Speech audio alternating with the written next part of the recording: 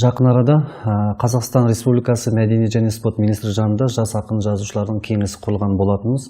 Оның ең алғашқы отырысы 22 мамыр күні Астана қаласында өтті. Енді бұл кеңестің басты мақсаты жастар шығармашылығын нығайту, дамыту, жастардың өлеңдерін басқа тілдерге аударып әлемдік аренаға шығару болатын, және басқа да творчестволық бірлестіктермен бірге жұмыс атқару, және үкімет жағынан, сол министрлік жағынан шығатын жас толқын сериясы бойынша шығатын кітаптарға жастардың шығармашылығын елге таныстыру болатын, және де басқа да жұмыстар атқарылып жатыр. Оның төрағасы, кеңестің бас төрағасы, сол Мәдениет және спорт министрлігінің төрағасы Арыстанбек Мұхамедиұлы. Енді оның орынбасарлары астаналық ақын мәдениет порталының жетекшісі Бауыржан Қарағызұлы, тағы біреу Қазақстан Жазушылар одағының төрағасының орынбасары Ақберен Елгезек. Енді бұл кеңеске әрбір облыстан уәкілдер мүшелікке алынған, соның ішінде ұйғыр жас ақын жазушылардың ішінен мен мүшелікке алған болатын. Сол отырыстан кейін жақсы бастамалар, жақсы жұмыстар басталып та кетті. Соның бір айғағы жақында Қазақстан Жазушылар одағы төрағасының орынбасары Ақберен Елгезекпен кездесу өтіп, жас ақындардың, яғни қазақ және ұйғыр ақындардың шығармашылығын, яғни ұйғыр ақындардың шығармаларын қазақ тілде, қазақ ақындардың шығармашылығын ұйғыр тіліне аударып, антология дайындалып жатыр. Оның жұмыстары басталып кетті. Осындай жақсы жаңалықтарымыз бар.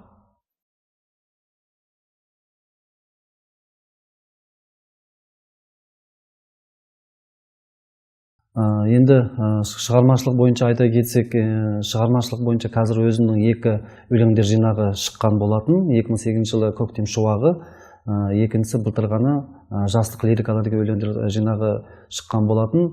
Енді оның бағасын сыншылар өздері, қарапайым оқырмандар өздері беретін шығар деп ойлаймын. Негізі менің өлеңдерім тек қана ұйғыр тілінде емес, қазақ тілінде де, орыс тілінде де аударылған болатын. Қазақ тіліне белгілі ақын, жазушылар одағының мүшесі Дәулетбек аға Байтұрсын аударған болатын. Ол аударылған өлеңдерім қазақ әдебиеті газетіне және Жұлдыз журналына шыққан болатын. Енді осы жас ақын жазушылардың тек қана сол белгілі, мысалы ұйғыр ақындардың шығармалы тек қана ұйғыр тілінде емес, басқа тілден де аудару бойынша жұмыстар, бағана айттым ғой, атқарылып жатыр деп. Одан басқа былтыр біз осы қазақстандық ақындар, яғни астаналық Бауыржан Қарағызұлы және Егемен Қазақстан газетінің тілшісі Ұларбек Нұрғалымұлы және белгілі сыншы Бағашар Тұрсынбекұлы, және де осы алматылық қазақ әдебиеті газетінің тілшісі Алибек Байбол бесеуіміз Стамбулға барып, Түркияға түрік тілдес жас ақын жазушылар форумына қатысып келген болатынбыз. Енді ол қатысқанның себебі, бұл форумның не үшін, не себепті өткені, біріншіден түрік тілдес халықтардың, жастардың бір-біріне танысу, екіншіден тәжірибе алмасу, және де ортақ бір жобалардың жұмыс атқару болатын. Енді қазір сол Түркияда Қардаш қаламдаштар деген түрік тілдес халықтардың, бүкіл түрік тілдес халықтардың ақын жазушылардың шығармасы сол жерде беріп жатыр түрік тілінде. Содан кейін ол әр жылы өтіп тұрады.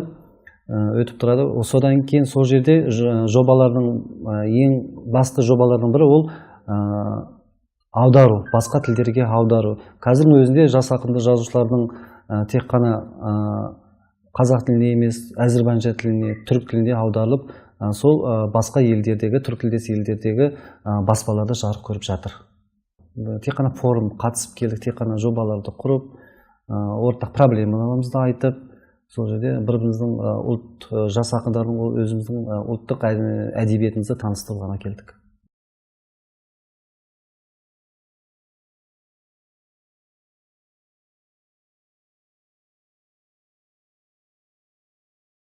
Енді қазақ тілі және әдебиет пәнінен сабақ беретінім, осы мамандыққа таңдаған себебі бұл балалық шағымнан басталады. Ол балалық шағымда біз негізі өзім Шегелек өңіріндегі Қайрат деген ауылда туылғанмын. Сол жерде қазір қызмет жасаймын. Саттаров мектебінде қазақ тілі және әдебиет пәнінен сабақ беремін.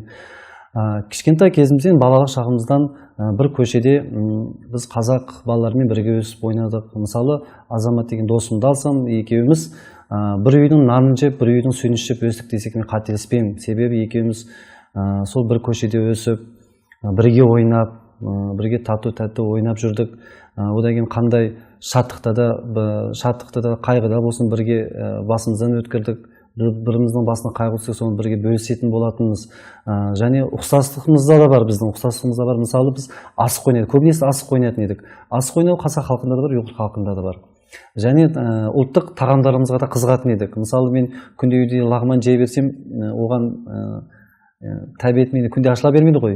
Сол кезде сол азаматтың үйіне кіріп біз сорпа ішетін едік, және бешбармақ жеуге кіретін, әдейі кіретін едік. Ал азамат біздің үйімізге лағман жеу үшін қызығып кіретін едік. Мен осындай тату-тәттіміз, біріміз ұлттық бағанағы сол құндылықтарымыз бірімізге ұқсағаннан кейін бауырлас болып кеткенбіз. Оған мен өте қуаныштымын. Және де 11 сыныпқа дейін бір ауылда өстік. 11 сыныптан кейін әркімнің жолдары әртүрлі болып кетеді. Қазір жақсы араласамыз, күнде араласпаймыз. Екінші себебі, осы Қазақстанда тұрғаннан кейін өз тілімнен басқа мемлекеттік тілді білу мен үшін парыз болып есептелді. 11 сыныптан кейін мен бірден Абай атындағы Қазақ ұлттық университетіне филология факультетіне қазақ тілі және әдебиет мамандығы бойынша оқыдым. Және оны жақсыға бітіріп, аралықтан бірден өз кәсібім бойынша жұмыс атқармадым. 2006-2007 Азия бүгін және Азия сегодня газетінің жұмыс атқардым. 2008-2015-те Мер деген баспалар үйінде жұмыс атқардым, корректор, тілші, редактор болып. Одан кейін қазір міне сол өзімнің туған ауылымда Исмаил Саттаров атындағы орта мектепте қазақ тілі және әдебиет пәнінен сабақ беремін. Және де 2-3 жыл болды осы қазақ тілінде өлеңдер жазуға бастадым. Жақын арада Астананың 20 жылдық тойына қатысып, сол жерде жас ақын жазушылардың әдеби музыкалық кешіне қатысып, Астана туралы өлең оқып келген.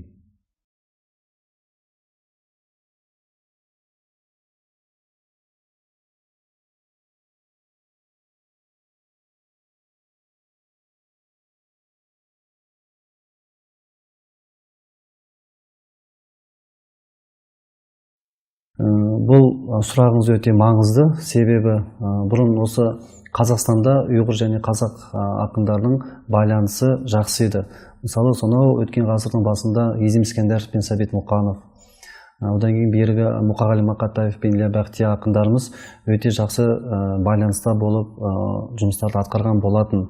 Сол әдеби достықты нығайту үшін мен де бұрыннан көп ойлайтын едім. Неге сол достық қазір неге жоқ? Неге соны байланыстыруға болмайды? Деген ой маған туындады да, қазір міне бағанағы Қазақстан Республикасы мәдениет және спорт министрі жанындағы жас ақын жазушылардың кеңес құрылғаннан кейін жақсы ақындармен, көп ақын балалармен танысып, солармен бірге жұмыс атқарып, қазір міне бағана айттым, қазақ және ұйғыр жас ақын жазушылардың антологиясы құрылып жатыр деп. Қазір одан басқа ұйғыр ақын жазушылардың шығармаларын қазақ тіліне аударып, газет журналдарда баспасөздерде жарияланып жатыр. Қазір бұл, мысалы, мен қазір ең жақсы араласатын Алибек Байбол деген досым бар, бауырым болып кеткен. Одан кейін жазушылар одағында Бекзат Смадиярұлы деген тағы бір ақын бауырым бар. Солармен бірге қазір жұмыс атқарып жатыр. Бұрынғы өзіміздің аталарымыздың әдеби достығын қазір көпірін қазір орнаттық деп ойлаймын мен. Аударылған шығармаларым, мысалы, енді жас болғаннан кейін көбінесе қазақ әдебиетіне және Жұлдыз журналына менің мектептегі махаббат, жаздың соңғы күні және де жастық, балалық шақ деген өте жастық шаққа байланысты өлеңдерім аударылған.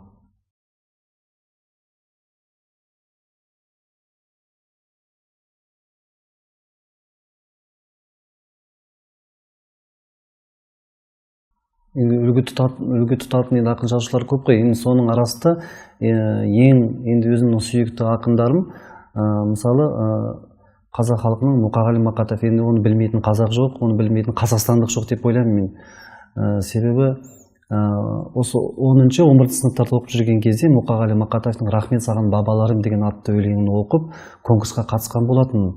Сол конкурсқа қатысып, 2-ші орын алып, жүлдегер атанып, сол маған шығармашылығымды әрі қарай дамытуға, әдебиетке қызығушылығын оятуға, мен осындай конкурстағы жеңімпаз атануға маған көмектескен болатын. Одан басқа ұйғыр халқының Илья Бахтия деген ақын болған. Орыс халқының мысалы Анна Ахматова деген орыс ақын болатын, солардың шығармашылығын сусындап өскен болатынмын. Енді менің ойлайтыным, бағана сіз айтқандай, екі халықтың емес, бүкіл Қазақстанда өмір келіп жатқан 130-тан астам ұлт бар ғой, солардың бәрінің тату тәтті өмір кешу үшін әр салада қызмет етіп жүрген азаматтар соған үлес қосу керек. Мысалы, мен ақындық жолында бағанағы бұрынғы аталарымыздың достығын орнату үшін қазір сол бойынша жұмыс атқарып жатырмыз. Оған өзіміздің үлесімізді қосып жатырмыз. Бағанағы антология құру барысында сондай жұмыстардың барысында, мысалы, бағанағы ұйғыр жас ақын жазушылар шығарманы қазақ тіліне аудару бойынша, қазақ жастарының шығармасын ұйғыр тіліне аудару арқылы, осындай жұмыстар арқылы қазір әдеби бір достықты орнатып жатырмыз. Менің ойымда сондай. Енді мысалы, мен осы Қазақстанды күнге ұқсатсам, ол күннің жан-жақтан шашып тұрған сәулесін мен әрбір халық деп ойлаймын. Сол әрбір халық өзінің сәулесін осы Қазақстанға шашып тұрса, өз еңбегін қосып тұрса, біздің еліміз гүлдене береді, дамыта береді және тыныш өмір сүреміз деп ойлаймын.